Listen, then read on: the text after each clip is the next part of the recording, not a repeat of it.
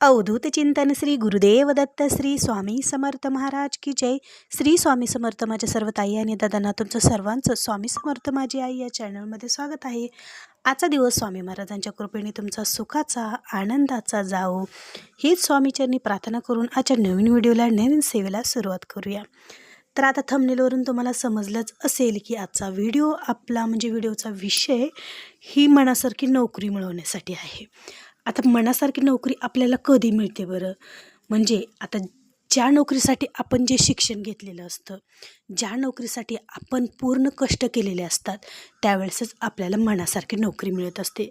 आता समजा तुमची इच्छा आहे डॉक्टर बनण्याची, तर तुम्ही सर्व त्याचं शिक्षण घेतलेलं असतं. किंवा इंजिनियर बनण्याची इच्छा असेल तर त्याविषयीच तुम्ही शिक्षण घेतलेलं असतं. किंवा पोलीस म्हणा, कोणतीही नोकरी असो, तर प्रत्येक नोकरीचे वेगवेगळ्या विषयानुसार आपण शिक्षण घेत असतो.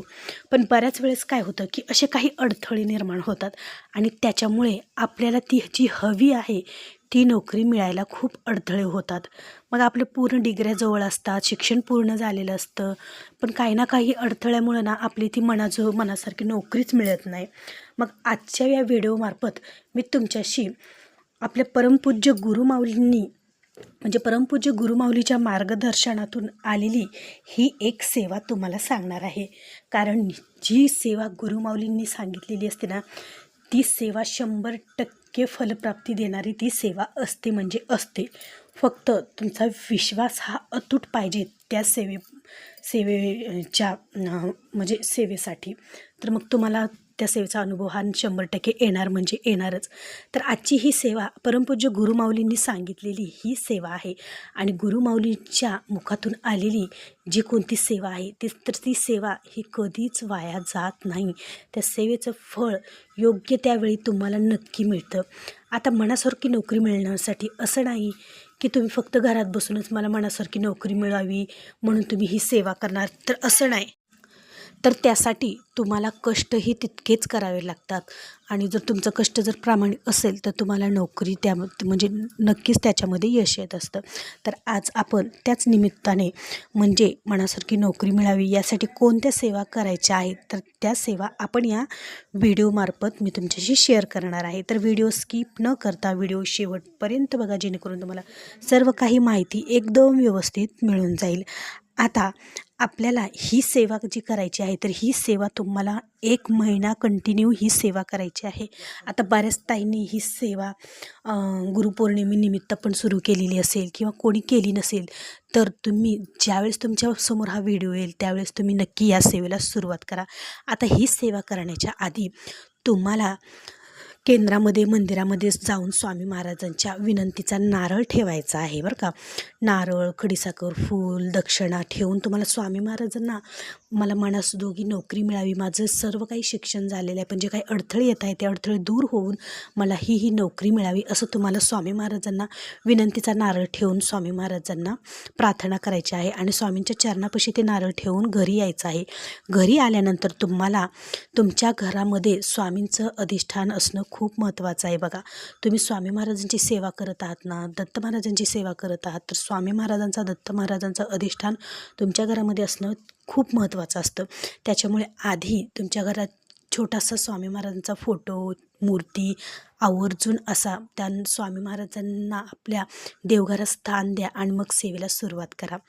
तर तुम्हाला सर्वात आधी देवपूजा झाल्या सर्वात आधी संकल्प सोडायचा आहे की तुम्ही ही सेवा मला मनासारखी नोकरी लागावी, जे काही अडथळे आहेत तर ते अडथळे नाहीसे होऊन मला ही नोकरी लागावी आणि ही सेवा मी कंटिन्यू 1 महिना करणार आहे, संकल्पयुक्त ही सेवा करणार आहे, याच्यामध्ये कोणतंही विघ्न येऊ नये म्हणून असं तुम्हाला एक तामण घ्यायचं आहे. त्या उजव्या हातामध्ये थोड्याशा अक्षदा, फूल, हळदी कुंकू, थोडंसं पाणी घेऊन तुम्हाला असं सगळं काही तुमचं नाव सांगायचं आहे, गोत्र सांगायचं आहे आणि तुम्हाला मनासारखी नोकरी मिळावी असं म्हणून स्वामी महाराजांना तुम्हाला प्रार्थना करायची आहे आणि संकल्प सोडायचा आहे. अशाप्रमाणे तुम्हाला संकल्प करायचा आहे आणि मग सेवेला सुरुवात करायचं आहे. आता सर्वात महत्त्वाची सेवा म्हणजे बघा, या सेवेने 100 पैकी 99% प्रश्न या सेवेने सुटतात. ती सेवा कोणती बरं? ती सेवा म्हणजे नित्यसेवा. कारण नित्यसेवेने 99% प्रश्न तर खरी या नित्यसेवेने सुटत असतात. नित्यसेवा ही तुमच्या घरामध्येही झालीच पाहिजे. नोकरीविषयक सेवा कोणती आहे ती तर मी तुम्हाला सांगणारच आहे, पण त्याआधी दररोज नित्यसेवा तुमच्या घरामध्ये झाली पाहिजे. कारण ज्यावेळेस तुम्ही ही नित्यसेवा कराल तर तुमच्या जे वाटेवरचे जे अडथळे आहेत तर ते अडथळे दूर होण्यास मदत होते. त्यासाठी तुम्हाला नित्यसेवेमध्ये दररोज 11 माळी श्री स्वामी समर्थ या मंत्राचा जप करायचा आहे. दररोज 3 अध्याय तुम्हाला स्वामी चरित्र सारामृताचे दररोज 3 अध्याय पठण करायचे आहेत. आज 3, उद्या 3, परवा 3 असे करून 3 21 अध्यायापर्यंत दररोज तुम्हाला पठण करायचे आहेत. आणि तुम्हाला 11 माळी 11 माळी गायत्री मंत्र तुम्हाला 1 माळ गायत्री मंत्र म्हणायचा आहे, 1 माळ नवार्ण मंत्र म्हणायचा आहे आणि पंचमहायज्ञ तुम्हाला म्हणायचं आहे. आणि त्याचबरोबर तारक मंत्रसुद्धा तुम्ही 11 वेळेस म्हणू शकतात. ही सेवा तुमच्या घरामध्ये दररोज नित्यनियमाने झालीच पाहिजे. ज्यावेळेस आणि वर्षातून 1-2 वेळेस तर आपल्या कुलदेवताचा त्यांच्या मूळ ठिकाणी जाऊन मान सन्मान हा करायलाच हवा. कारण ज्यावेळेस कुलदेवताचा आपल्यावर आशीर्वाद असेल त्यावेळेस मोठमोठे अडथळे हे नाहीसे होतात. आणि त्याचबरोबर पंचमहायज्ञ दररोज केल्याने आपल्यावरील जो पितृदोष आहे तर तो पितृदोषसुद्धा हळूहळू कमी होण्यास मदत होतो आणि आपल्या आयुष्यातील ज्या काही अडथळे आहेत तर ते अडथळेसुद्धा या सेवेने कमी होतात. त्याच्यामुळे आपल्या जीवनामध्ये जे काही आपण काम हाती घेतलेलं आहे त्याच्यामध्ये आपल्या पितरांचा आशीर्वाद आणि आपल्या कुलदेवीचा आणि कुलदेवतांचा आशीर्वाद असणं खूप महत्त्वाचं असतं. त्याच्यामुळे दररोज या नित्यसेवा करायलाच पाहिजे. त्याचबरोबर नित्यसेवा झाल्यानंतर तुम्हाला काय करायचं आहे, 16 वेळेस श्री सुक्तमचं पठण करायचं आहे. बघा, ही सेवा खूप महत्त्वाची आहे. मनासारखी नोकरी मिळावी यासाठी तुम्हाला परमपूज्य गुरुमाऊलींनी सांगितलेली ही सेवा आहे. 16 वेळेस श्री सुक्तमचं पठण करायचं आहे. श्री सुक्तमचं पठण केल्याने माता लक्ष्मी आपल्यावर प्रसन्न राहते, माता लक्ष्मीची कृपा आपल्यावर राहते, माता लक्ष्मीचा वास आपल्या घरामध्ये राहतो आणि प्रत्येक कामामध्ये, उद्योगधंद्यामध्ये, व्यवसायामध्ये आणि आपल्या नोकरीमध्ये आपल्याला यश मिळतं.